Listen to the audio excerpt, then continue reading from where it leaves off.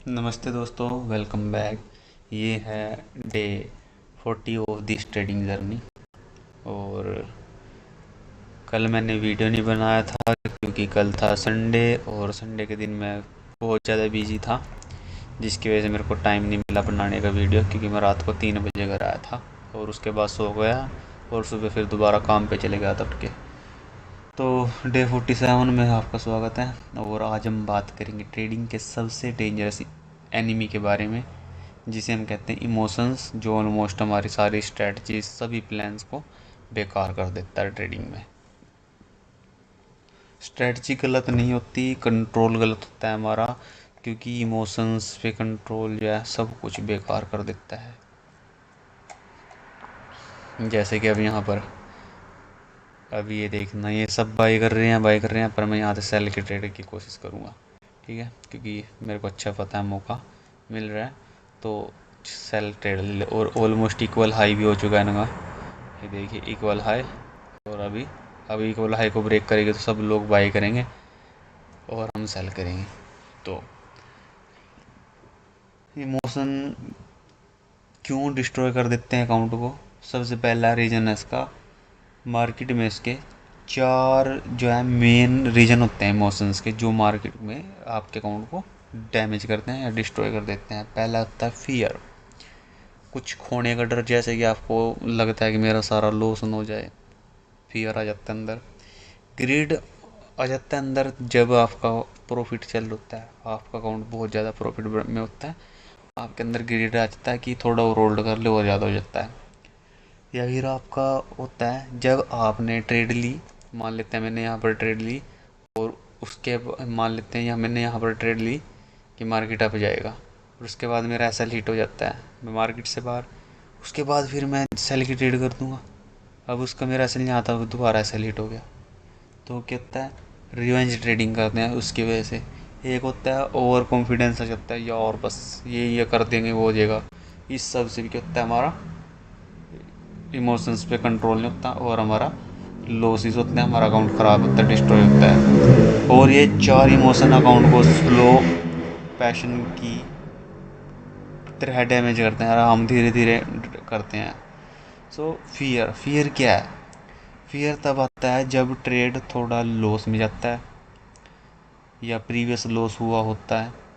मैंने आपको बताया भी, आधा तो आपका लॉस होता है पिछला, या फिर लॉस में जा रहा होता है आपका ट्रेड, तो आप क्या कर देते हो, जल्दी एग्जिट कर देते हो, थोड़े से प्रॉफिट को लेकर एग्जिट कर देते हो, स्टॉप लॉस मूव कर देते हो जल्दी कि चल इतना नहीं, इतना तो मिलेगा ही। सेटअप कैंसिल कर देते हो, अपने चले अपनी ट्रेड करते हैं यार, कभी इसमें भी वो प्रॉफिट ना हो। तो फिर आपको स्मॉल प्रॉफिट देगा लेकिन बिग ग्रोथ नहीं देगा, ग्रोथ बहुत कम हो जाएगी आपकी। जो ग्रीड है, ग्रीड तब बढ़ता है, तब आता है जब आप प्रॉफिट में चल रहे होते हैं और आप टारगेट एक्सटेंड कर देते हो। उसके बाद टारगेट एक्सटेंड है, थोड़ा और होल्ड कर लेता हूँ मन में आता है हमारे, और फिर मार्केट रिवेंज प्रॉफिट जीरो कर देती है, हमारा वापस आ जाती है। रिवेंज ट्रेडिंग कब कर कैसे करते हैं, लॉस के बाद तुरंत नेक्स्ट ट्रेड लेना, ये रिवेंज ट्रेडिंग है। लॉस हुआ उसके बाद दोबारा से एकदम से ट्रेड ले ली, ये रिवेंज ट्रेडिंग है। ये ट्रेडिंग नहीं, इमोशंस का रिएक्शन होता है, इसमें आपको कोई कंट्रोल नहीं होता, सब कुछ आपके इमोशंस कर रहे होते हैं। एक ओवर कॉन्फिडेंस होता है, दो तीन प्रॉफिट लिए उसके बाद क्या होता है, लॉट साइज इंक्रीज कर दो, या इतना तो इतना हो जाएगा आराम से, कोई दिक्कत नहीं है। रिस्क डबल कर देते हैं, अगर आप लॉट साइज बढ़ा रहे हैं तो आपका लॉस भी तो उसी तरीके से होता है। रिस्क आप डबल कर देते हो अपना, रूल इग्नोर कर देते हो, और फिर एक बड़ा लॉस सब स्वैप कर लेता है, सारा का सारा ख़त्म कर देता है आपका अकाउंट। तो कैसे कंट्रोल करें इनको सबकी चीज़ों को, क्या करें ऐसे जिससे ये चीज़ें कंट्रोल हों? तो सबसे पहले जो मैं खुद भी फॉलो करता हूँ, इसमें मेनली फिक्स रिस्क रखता हूँ मैं, फिक्स रिस्क। एक ही रिस्क रहेगा पर ट्रेड 1% या 2% यही रहता है मैक्सिमम, इससे ऊपर तो मुश्किल है। कम हो सकता है 0.50%, 5% यानी कि। Pre definition, SL and TP, इन दोनों की प्रॉपर प्लानिंग होनी चाहिए, कहाँ लगाना, कितना लेना है टारगेट। और जब ट्रेड ले ली उसके बाद चार्ट बंद कर दें, क्योंकि चार्ट में कंफ्यूज करता है बार बार। जब तक आपका टारगेट नहीं होता हिट, अपना आप एग्जिट हो जाएगा, अदरवाइज आपका लॉस चल रहा तो लॉस ही होएगा। तो जर्नल मेंटेन करना, अपना जर्नल जो है मेंटेन करना ज़रूरी है। और सबसे इम्पोर्टेंट है, मार्केट को अप्रूव करने की कोशिश मत करो, नहीं करो। वो मार्केट है, उसको आपके इमोशन से कोई फ़र्क नहीं पड़ता। और गोल्ड में अब इमोशंस की अवॉइड करने चाहिए, क्योंकि गोल्ड स्पेशली इमोशनल मार्केट है, सारी की सारी इमोशनल मार्केट है। फर्स्ट स्पाइक है, बहुत तेज़ी से चलती है, फेक ब्रेकआउट्स बहुत ज़्यादा देती है।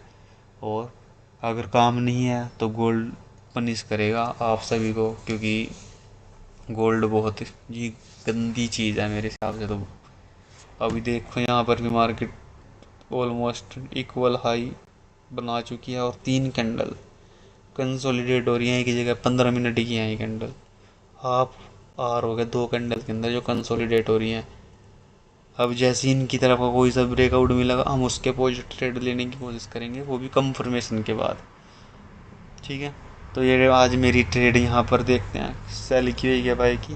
मैं एक बारी 4 आर पे जा कर के चेक कर लेता हूँ कि कितने की ट्रेड लेनी चाहिए मेरे को, फिर उसके बाद देखते हैं। वैसे तो मार्केट बाई साइड है फ़िलहाल, क्योंकि बाई साइड है। ओके, यहाँ से मार्केट निकला तो 4 घंटे हमारे पास नीचे यहाँ पर क्या ऑर्डर पेंडिंग पड़े हैं, और मार्केट इस एरिया में है।